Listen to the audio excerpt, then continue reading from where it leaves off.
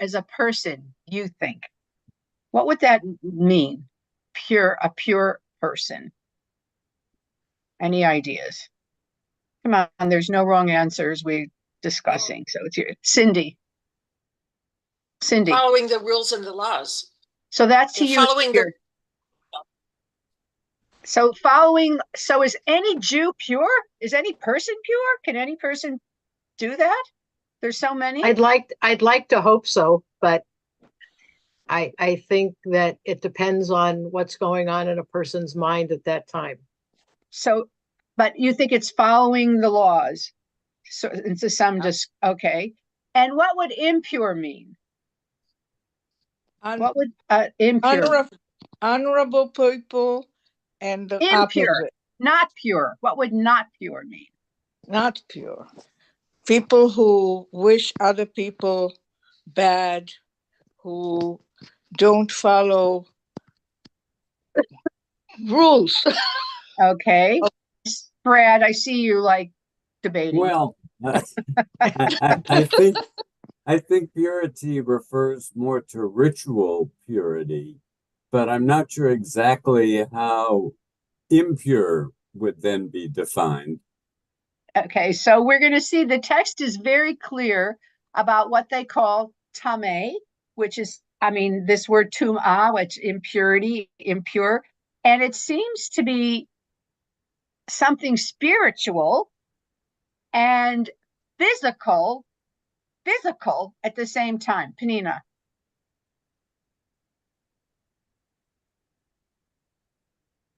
Okay, I am looking at the olives and the oil. This is the first time that we actually can connect it to something tangible, the word tahor. The little container of oil that was standing there in the temple was standing there hidden for many, many, many years. So the oil from the olives had time to settle. And what was on the top of it was actually pure. And that's why it lasted more than the 8 days, and it became kind of like a miracle. So I think that if it was called tahor after so many years, maybe there is something that a person could achieve by learning from experience also. That the time will give you the knowledge of what it is really to be pure. So That's the only time that I can really look at that, at something that was something that you could see and feel, and that they was described to be tahor. Okay. And it came from that setting. So I understand. That we can apply it to our lives. That's a very beautiful metaphor. Yes. But when we look at what they're talking about, I wanted to, before we looked at the text, we're actually talking about bodily secretions. We're talking about, we're going to take a look. And then I collected different commentary of how different scholars and rabbis we're talking about, Susan, tahor and tameh, pure and impure. So I'm going to start with the actual Parsha today. I'm going to share the screen, and it's Tazria. And by the way, Tazria means leprosy. So this is about like a physical issue that I guess was extremely, wait, I have to move up, extremely concerning. And this is in the book of Leviticus. The book of Leviticus, as we know, comes from the word Levites, and it's all about the rules of the temple and the priests and their roles and their jobs. And this is very much a Kohen, or the high priest, or one of the priests, and the Israelite relationship. It starts with childbirth and a vision of women. So, Susan Ehrlich, why don't you read?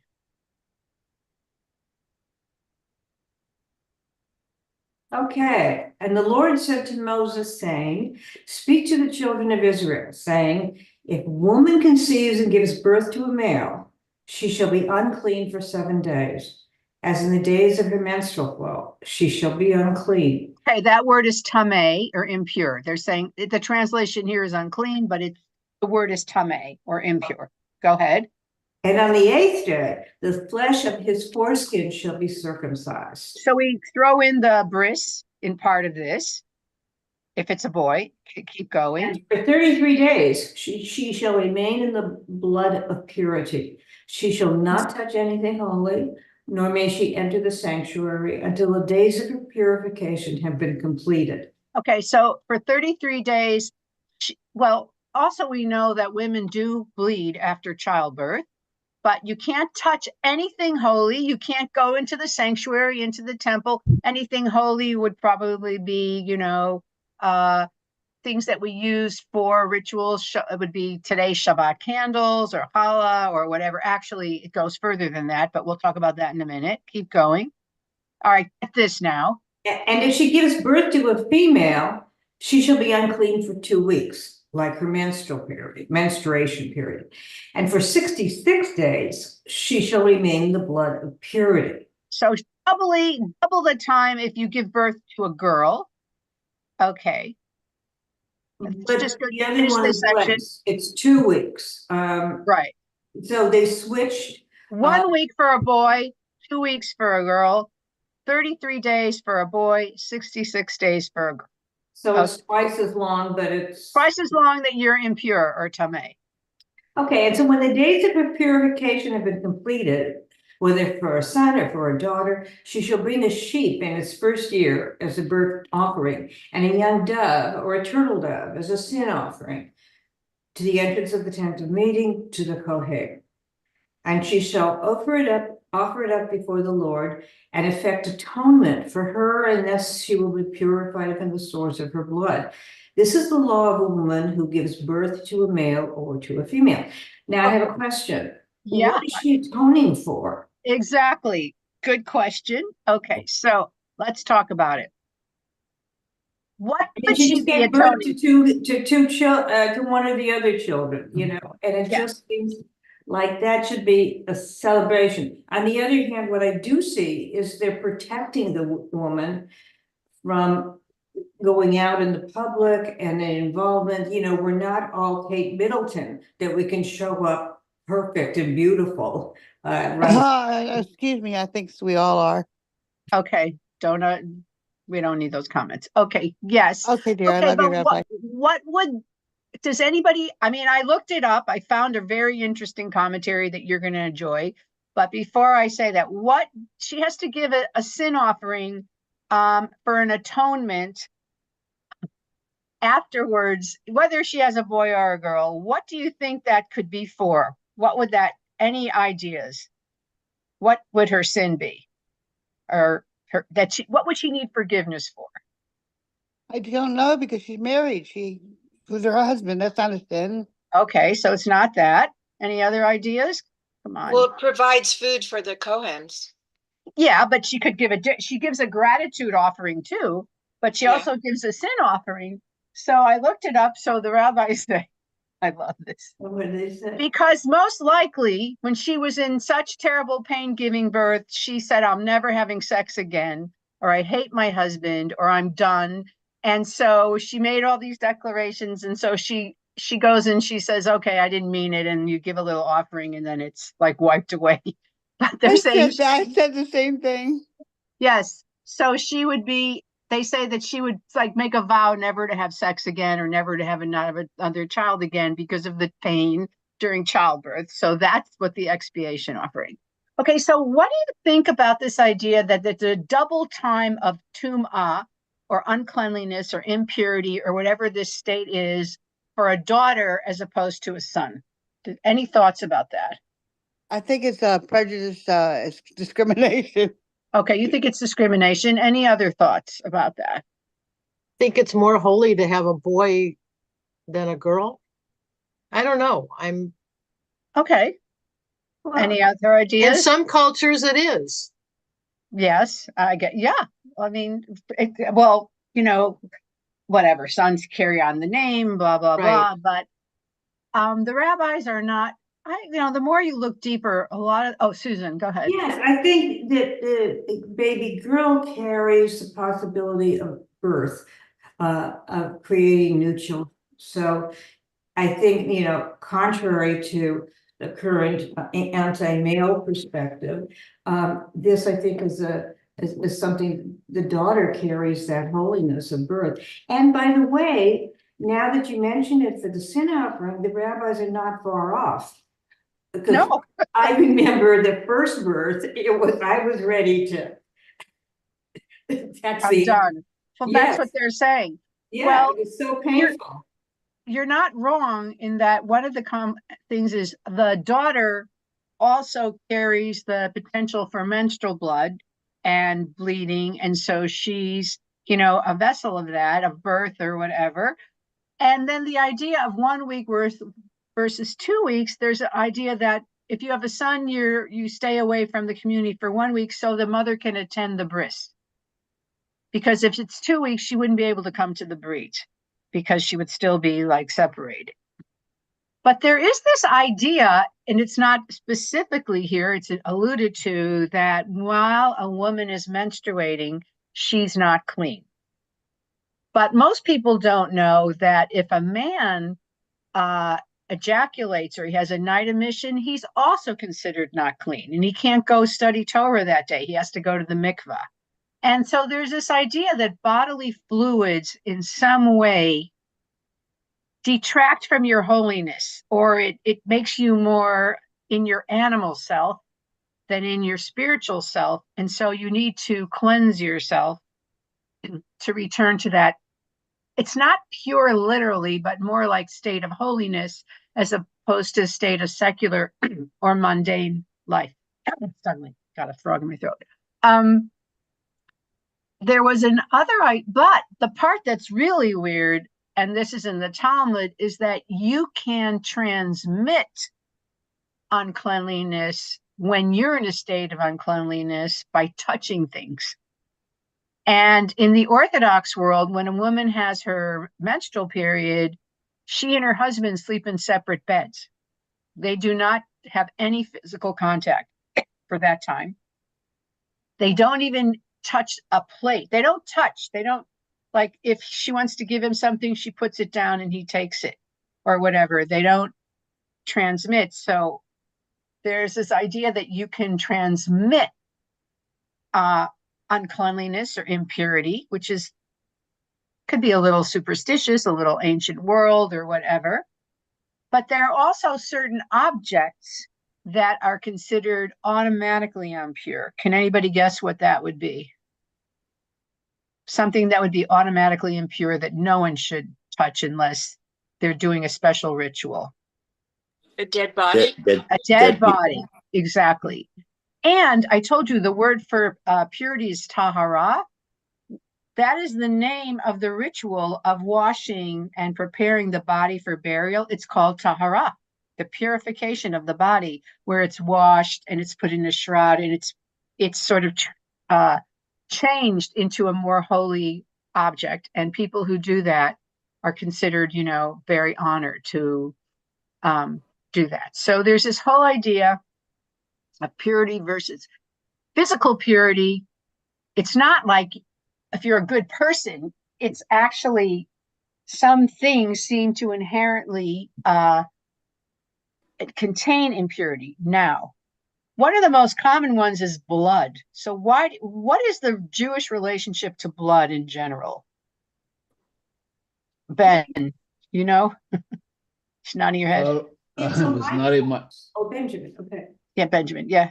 Rabbi, I was just thinking about the kashrut laws that have to do with blood, and I'm not an expert, but the blood has to be taken away drained from the animal. That's on, right. Slaughter. That's right. You have to soak it and salt it and remove the blood. There's some blood put on during the sacrifices, you get rid of the blood, but you put a little on the horns of the altar. Blood is considered like the life essence. So we don't contain it. And I guess when we spill it, or when it's, you know, desecrated, that's considered an impure behavior and the blood is tainted when it's, so we don't touch a corpse. Kohanim, high priests, not just high priests, can't even go to a funeral. They're not supposed to go to they can go to the funeral. They can't go to a cemetery. They can't even be around dead bodies. But this one, what do you think of this one? Priests, Kohanim, also are not allowed to marry divorced women because they are not pure or whatever.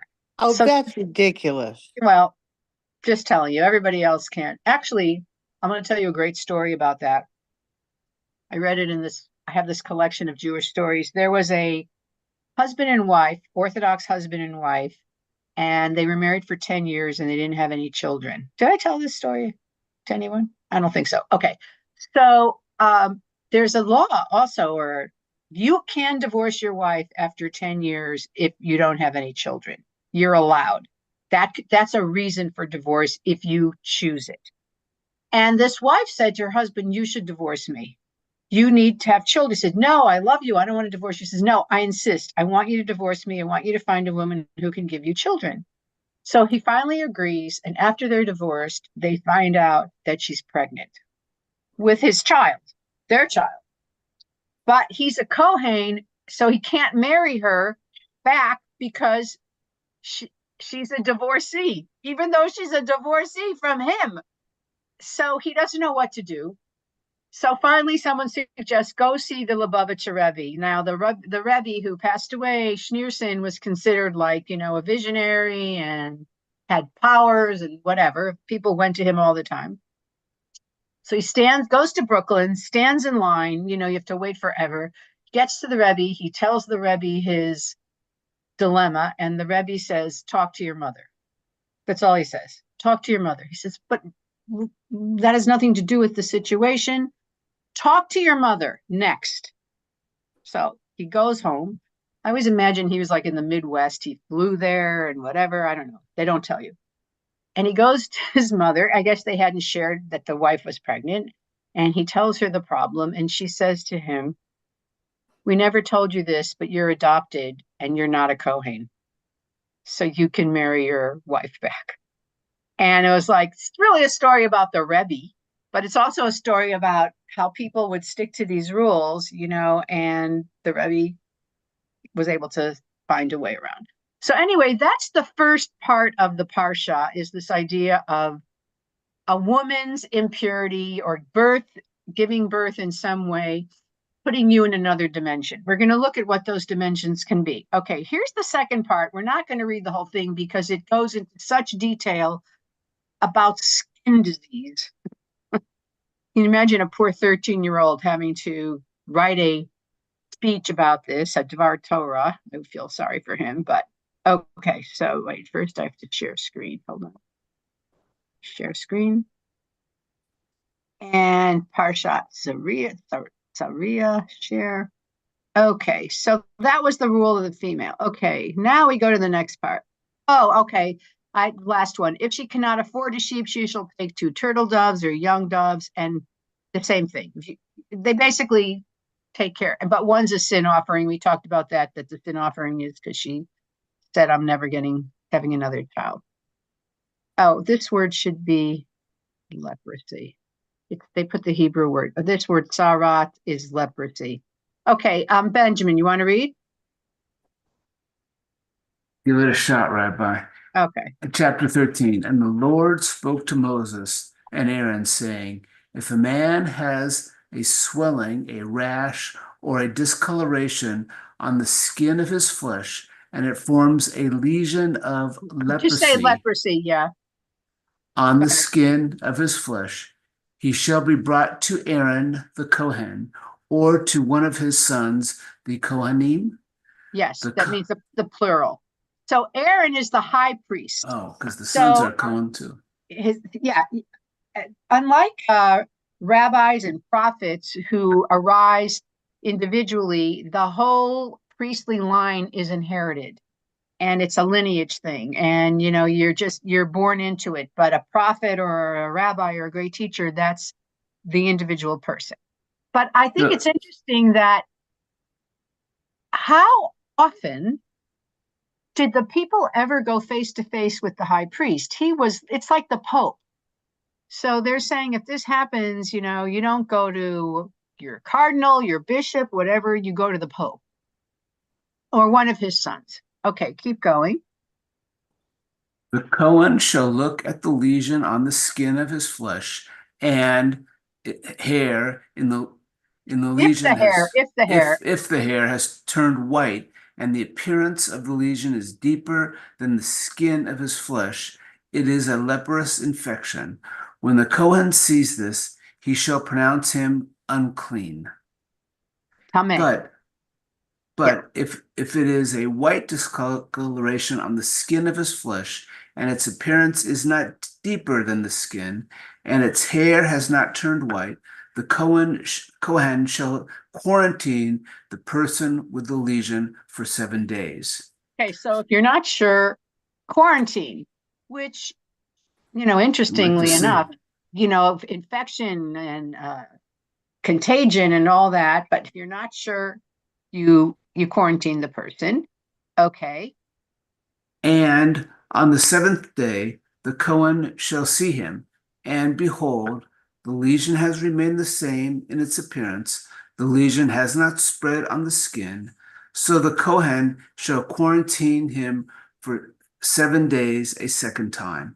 Okay. So the detail, it goes into more and more detail about if it looks like this, if it looks like that, but it was a concern.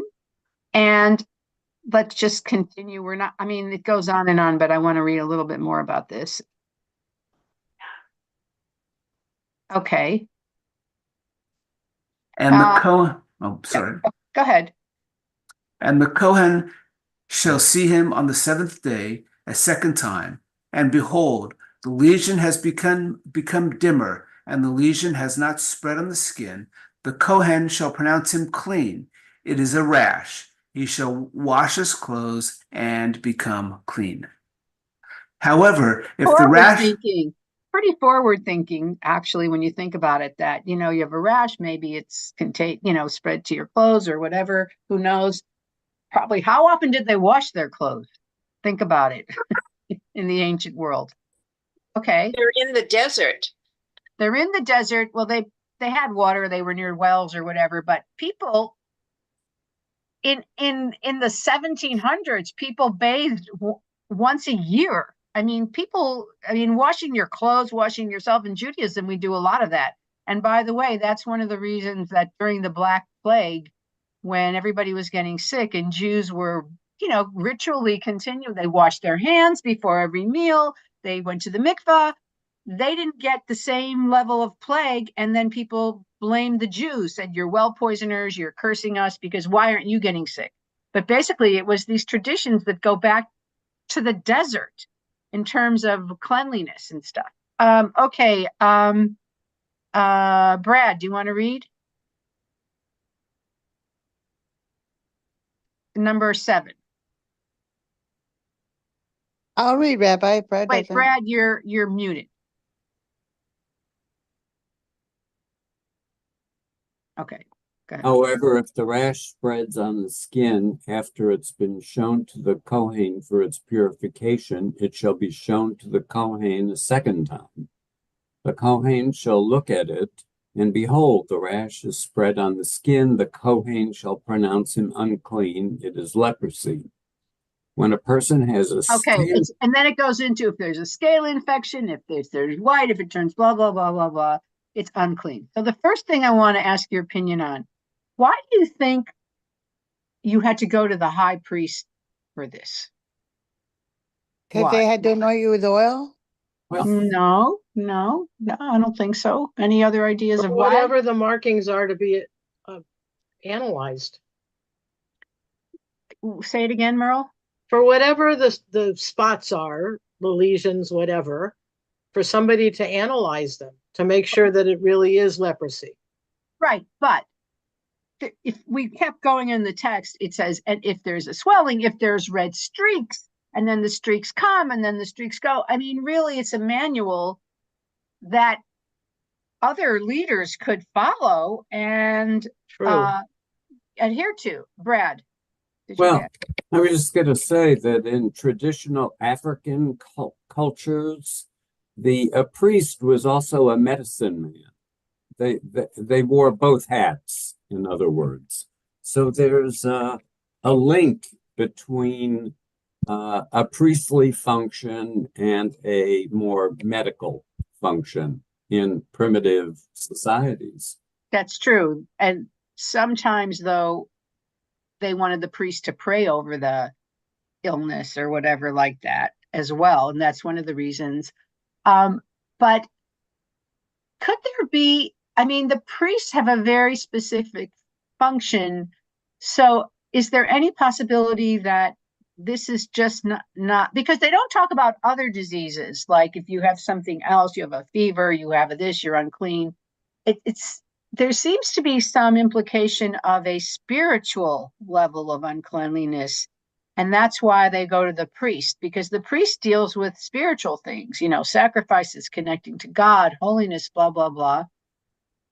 Also, one of the commentaries said it was very comforting that this very important, person would be in touch with you. And they say in some other places that he would put his hands on you, he would examine you. You're going to the top, the representative of God in a way in the community. And he's looking at you and it's his decision. It's not people going, oh my God, he's got this and he's got that. It's not the villagers, the common people, anyone. It's the priest who's saying it is or it isn't. And you have to quarantine or you don't or whatever. It's a blessing. You think being the priest looking at it is a blessing? If somebody feels that they have to go to the priest. Okay, yes. Now, some of the rabbis in the Talmud say that you got this thing, it's not really leprosy, it was some kind of skin disease, because in the next book, in the book of Numbers, Miriam is accused of gossiping about Moses, and she and Aaron actually gossip. And when we get to that, we can talk about it. But her skin gets this disease from something she said. Suddenly she's all scaled up and whatever, and she has to be put out of the community and isolated for 7 days. And Moses prays for her. We have the first Mishaberach actually in the Torah, in our tradition, from that place where he says, El na rafana la, God please heal her. And it's about Miriam getting this skin disease. So what does that imply about this skin disease? May I say, Rabbi? Yes, Donna. I know it's not true that correlating with what you're asking about. The priests anoint their eyes, their ears, their feet, and they pray. And we too have to be holy. And so it's about that. It's about the spiritual unholiness. Because I feed the homeless over here, and they are covered with stuff and I don't touch them, but I feed them. And I bathe in oil to be pure and holy, because they're spiritually unholy into all kinds of bad things, but they're still God's children and they're hungry. So I feed them. So, Cora, I'm not a priest or nothing. I'm just an average kid, but I bathe in oil to keep pure and keep from catching anything, and I get my shots. So that's what I was going to say about it. Okay, thank you. There is this Cindy, yeah. That to me, it's like a curse. Her getting the leprosy was a punishment or a curse. For what do you think? For her gossiping. She called Zipporah a Cushite. Right. When she was talking to Aaron. Well, she was a Cushite. I know, so I don't know why that was so bad, but it's the fact that she was talking about other people. Right. I mean, we can go into Miriam in another time. But so what does that imply about the skin disease in general? We shouldn't talk about other people. We should. Well, that perhaps it's the Talmudic sages thought it was for certain, bad behaviors. Brad. It represents spiritual. Oh, Jonathan.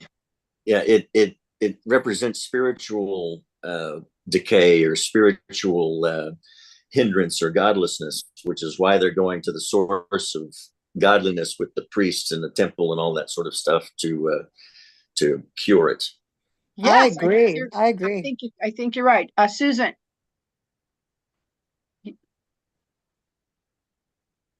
I've always found this interesting with the skin. First of all, it's visible.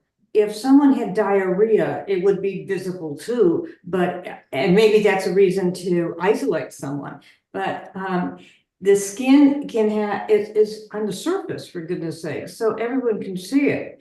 The other thing is I have had childhood eczema that comes and goes all the time. And sometimes stress brought it on. So that may, and sometimes it didn't, but that might be something from people that the priests would get from someone who was stressed out and maybe stressed out because they sinned. So that's one possibility.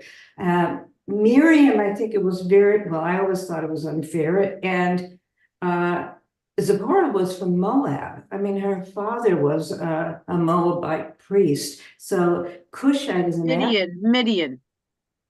Midian, yes, you're right. Yeah. Which is next to Moab, and they were right.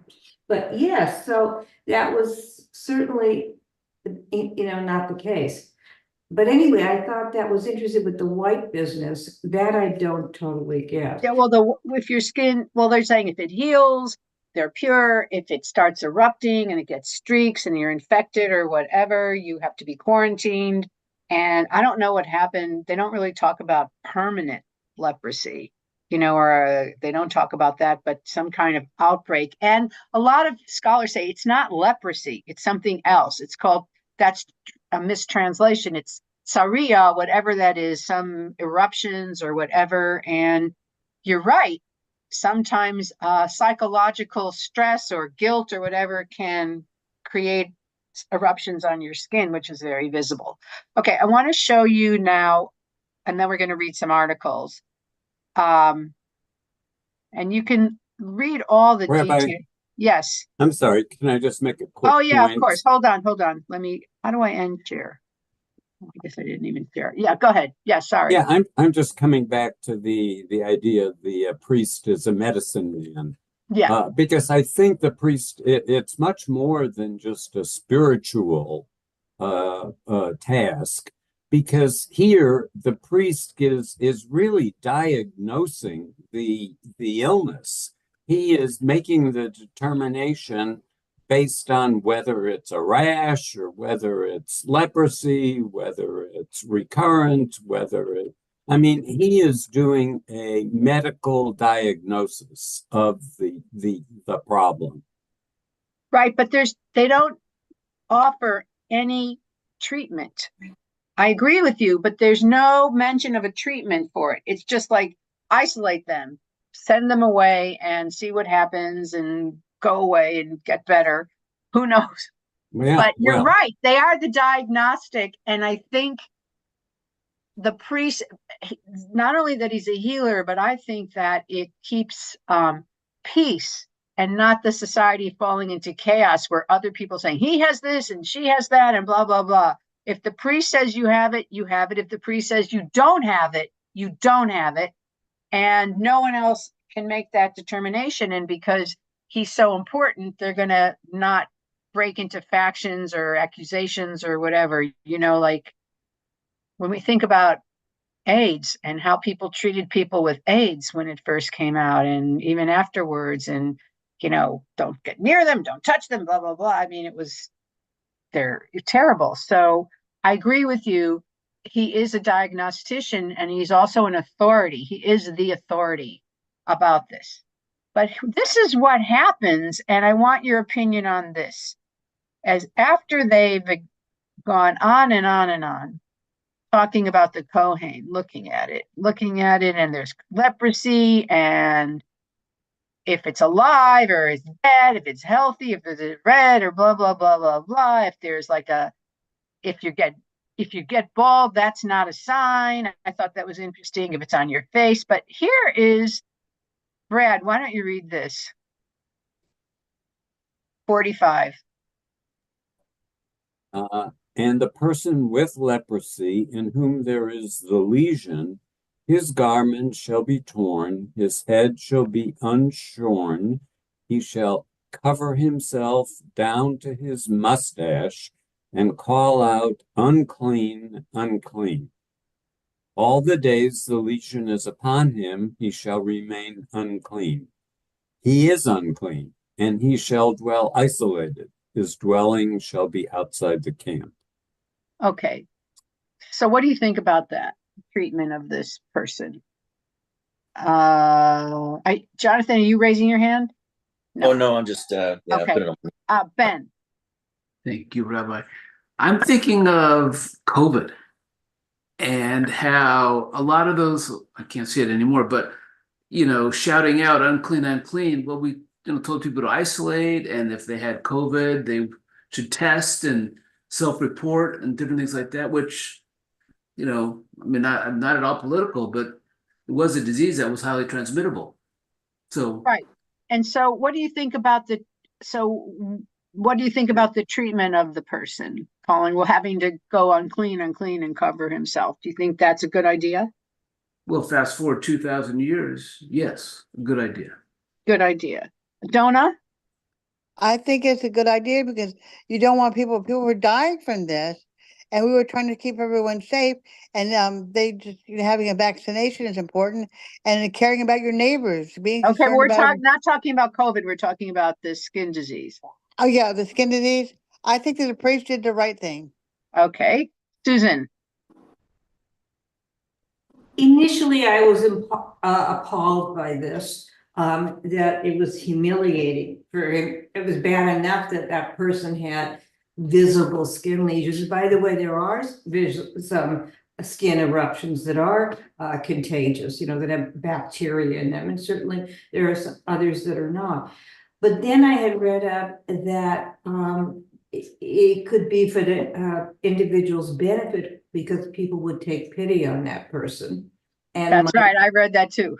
Yes. So that tempered my my being appalled by the fact that he had to go out in public and yell at. But he was probably like a poor person with alms, and then you feel sorry for this one, and it's showing that. Well, anyone, and it's like when you find out a friend of someone it could have been your neighbor, and they have an illness. Right. And they have to isolate. People may have brought them food. They may have visited them, water.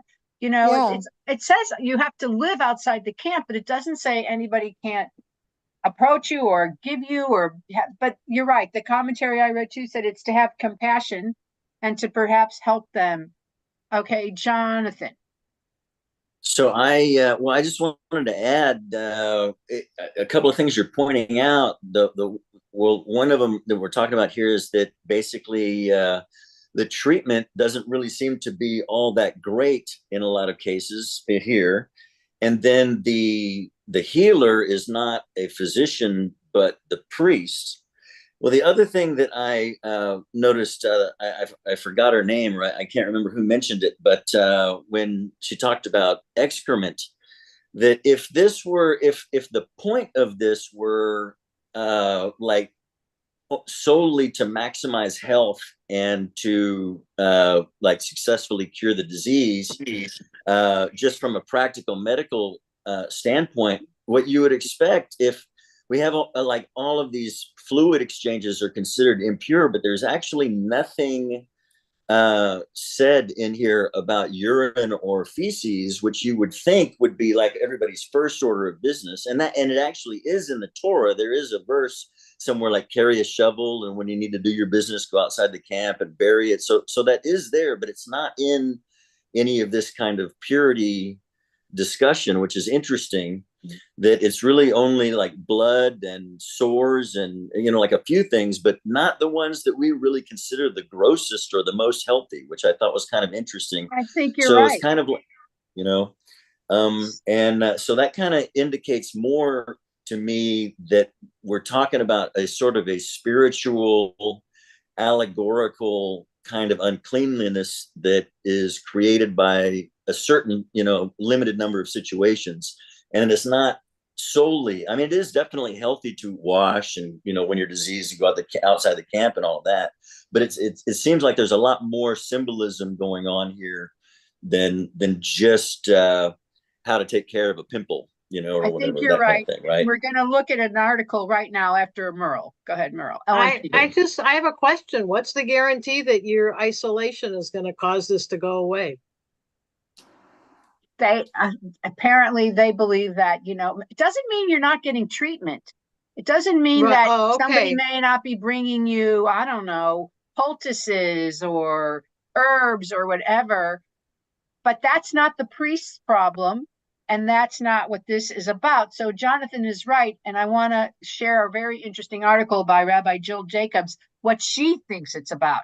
And what she says, it's much more symbolic and spiritual. And we're going to read it in a second, but Penina first. Go ahead. Okay.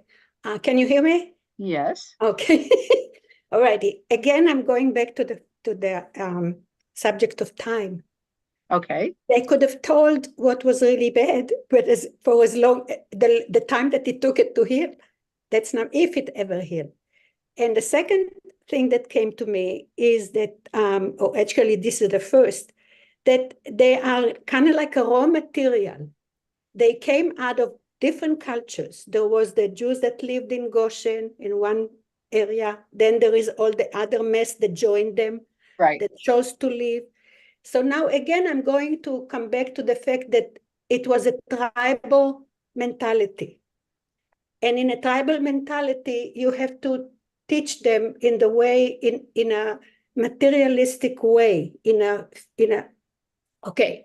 So now they have to also learn to care for the other person. And right. that's a very important point here. They were, like I said, they were slaves. They were fighting for, I don't know, maybe killed each other for a piece of bread. We don't even know why those two people that Moses killed, one of them, were fighting for. So it's the whole idea is to care for the other people that's around you, to teach them to be a community, people that will care for each other. So how you do this? The only thing that you could teach them how is by tangible things. So everything, like I said before, time, pay attention to the time, Okay. right? How long it took for this and how long it took for this. And that's how they decided what was really bad and what was not. Oh, I see, by waiting. Okay, I want to read this thing because I agree with everything everybody's saying, but this is a whole different idea. And by the way, the Rambam was a doctor. Oh, I know he was. He took care of all the king's family and everybody. Yeah, the caliph. Even the wives. They said that he used to put his hand through a tent to feel the boo-boos, to see what's going on. Yeah, okay. The opening of the tent, yeah. All right, Jonathan, why don't you read? Can you see it? Yeah. The biblical categories tahor and tameh, usually translated as pure and impure, means something like insider, outsider. One who is tahor can enter the sanctuary, the dwelling place of God's presence in the heart of the Israelite ritual. One who is tameh cannot. Tuma'ah, purity, can be contracted by a variety of circumstances, including contact with impurity, can be contracted by a variety of circumstances, including contact with dead bodies, menstruation, ejaculation, and childbirth. Okay, one more. There are many theories about the nature of these categories. Mary Douglas, for example, who believes that things are pure or taboo because they cross boundaries in an uncanny way, or the ancient philosopher Philo, who believed the system of tahor tameh symbolically imparted ethical concepts. Okay, so already this is becoming kind of a construct on a different level, a metaphysical level, an intellectual level, a spiritual level, as well as a physical level at the same time. This Rabbi Jill Jacobs, who's a Reform woman rabbi, says her idea is influenced by Aviva Zornberg, who's an amazing biblical scholar, that things are entities that become impure. It's when biblical society wants to repress them, is what she's saying. So I thought this was really interesting. So, Brad, do you want to read? Death is tameh because it frightens humans and challenges the life-giving powers of God. Childbirth, menstrual blood, and semen are tameh because the life-giving powers of women and men are uncanny, echoing God's power to create. And the Metzora, the one afflicted with a biblical skin disease called Sarat, commonly thought, though accurately known as leprosy, inaccurately known as leprosy, are tameh because their skin condition reminds others of disease and death. Okay, one more. Feared states are banned from the sanctuary, making it a place where gods and the priest power reign supreme. This allows the ritual system to function, providing a sense of order and safety, but also leaves important truths outside the tribal walls. So she's being critical, or she's saying when you're tameh, it's either to repress things that we're afraid of, or repress this idea that men and women are similar to God, or that we don't want to think about death and disease. We only want to think about purity. So we isolate, or we push them away. We take them out of our consciousness because we don't want to sort of challenge the status quo or the rules. So that's a pretty radical idea. I like the idea of consideration. Consideration. Okay. What do you want to read this, Penina? This is What in is the another part of remedy the for Torah. Go ahead. Okay. What is the remedy for repression? The Torah details the preparation of a mixture using ashes of a red heifer, a That's mixture like that a turns, cow. Yeah. okay, a mixture that turns tameh to tahor and allows those who have encountered death to re-enter the sanctuary. Okay. This So they're mixture, saying this is in another part, not in our Parsha, that how do they, when I guess the skin disease is gone, or whenever we're like purifying somebody, you have to kill this cow, take the ashes and mix it up and put it like anoint the person with it. And here's the formula. Keep going. this mixture is called Mei Nida. It has to do with water. Mei Nida, the water of seclusion or something like that. Of waters of impurity into this mixture. In addition to the heifer ashes goes hyssop and scarlet thread. Okay. And cedar wood. That's interesting. Cedar wood could heal? Maybe. Go ahead. All of these things are elements of the sanctuary. Hyssop used by priests for sprinkling, cedar for the wooden poles, scarlet thread for the curtains. So what they're saying is when you wanted to repurify something, you made this mixture, and all of these things the priests use are part of the sacredness of the sanctuary, and you're kind of wiping out physicality, life and death, the things that you're elevating the person. And I just want to read this last one. Susan, did you read? You didn't read. These sacred substances. These sacred substances mix with death, the corpse of the red heifer, to create a potion that combines death consciousness and life consciousness. According to the Ishbitzer Rebbe, the potion contains the four elements, four worlds of earth, air, fire, and water, allowing the individual to reintegrate the whole. It is this point that can cross the bridge from tameh back to tahor, from repression back to sacred consciousness. Okay. Wait. Okay. And then the toxic. All right. So let's just stop this for a second. So what happened? Where is everybody? Let me try this again. What do I have to do? Zoom. Where is everybody? I don't see people. We see each other. All right, wait, hold on. We see and hear you, Rabbi. All right, okay. Yeah, but you're like all above me. I mean, it's like weird. Oh, wait. How do I do that? I mean, I see like just a little bit of you. View gallery. Okay, there we go. Sorry. This idea that that the tameh means something that's repressed, that's something that they don't want you to focus on, and they want to like get it out of your mind and keep the focus on holiness or sacredness. What do you think about that? Does that resonate with you at all? I question it. I saw repression and I thought, what?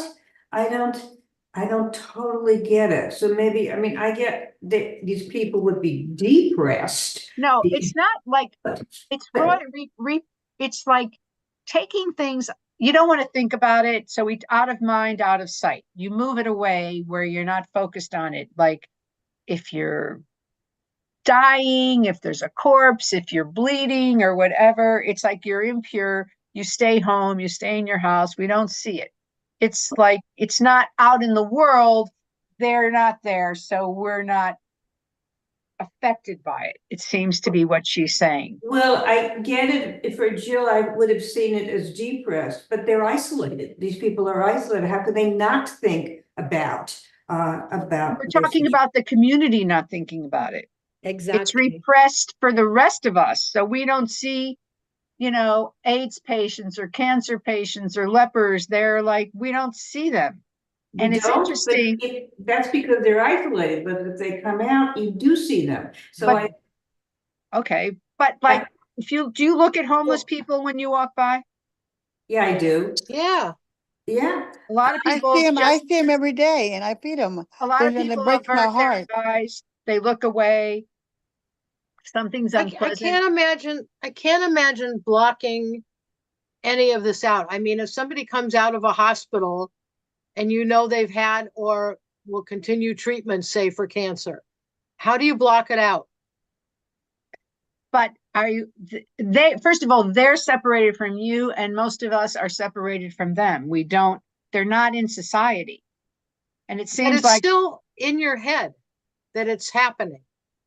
that's true. You're You mean right, if you Nora. have it or if a friend has it? Right. But even if it's a stranger and you read about it, you think Oh, about what could have been done, maybe or maybe not. Maybe. Rabbi Ness, Rabbi Leader just talked about strangers, and we are all not supposed to distance ourselves because we were strangers in the desert. And it's Yes. so, yeah, that's what I was going to say. So. Well, this is just a point of view, interesting point of view, Brad. Yeah, I mean, this is a very Freudian type of analysis. When you start talking about repression and the life force and the death force, you're deep into Freud here, which seems very misplaced when you're talking about the Torah. Rabbi, may I just share one? I went and brought food to some kids. I brought food. No, Please, you have to listen because the kids were so happy. You care if I'm hungry? They're- I'm calling on Pnina because she's been waiting. Okay, all right, hon, I'm Okay. sorry. All right. Can you hear me? Yeah. Okay. I see something really positive here. First of all, the care for the other person. And second, I think that they were experimenting to look what really helps. Because it says take from this and take from there. People were experimenting. There was a care there, or the willing to care for the other person. This is big. That's what I said that in the beginning, the whole idea of caring for the other person in the community, but also looking physically for something that can help them. They were experimenting, definitely. And who knows, something may have worked. I never took wet thread and boil it, whatever, I don't know. But they did something They that did maybe something, they but thought that could also help. we can Because go back. then he takes this and he takes that. They were trying. We can also go back to Susan Ehrlich's idea that we think of it as protecting the community from the sick person, Yes. but also protecting the sick person. Exactly. We're, Yeah. taking a lot of, if a woman is like isolated, this is another commentary, for the first, 33 days or 66 days, as we know, most new mothers just want to stay home. And Yes. just want to be in maternity leave. You know what I mean? It's maternity leave, really, that Right. they stay home. They're physically challenged, actually. Yes, but yeah, and so they're staying home. It doesn't mean that there aren't people around them, but they stay out of society for that time. So this idea of impure might not be the right word. It might Right. be idea of separate or part of the holy community or And in again, give them time. Give an them altered time. state. An altered state. I don't even know what the words would be, but I feel like impure and pure and clean and unclean doesn't really express the state you're in. It's like a separated state where you're in your own world. You're not part of the rest of the world during these times. And there's a ritual, because there was a ritual for everything in the ancient world, of how to re-enter the world once your time was up. There was a re-entering. And maybe, you were gone and then you show up after like 66, 2 months, 2.5 months with your baby and whatever. And it's a whole thing. So this is a lot to think about from kind of a disease type partial, but Aw, may we all, find our purity and enjoy our separateness and our togetherness. And I won't see you probably before Passover. So I have a question. and Rabbi, I blood have a is very question. important in Passover, in the beginning Yeah. and in the end. It's interesting. Susan, I have Thank a you, question real Rabbi. quick. Rabbi, Okay. nice to see you. Thank you. you. Shabbat Thank shalom you, and happy Rabbi. Pesach. everyone. It was Yeah. great. Bye. Thanks. Susan, I have Thanks. to, Susan, I have to buy a ticket for Resnick. Can you give me a ride up to by Doheny? Oh, God. That's okay. I love you.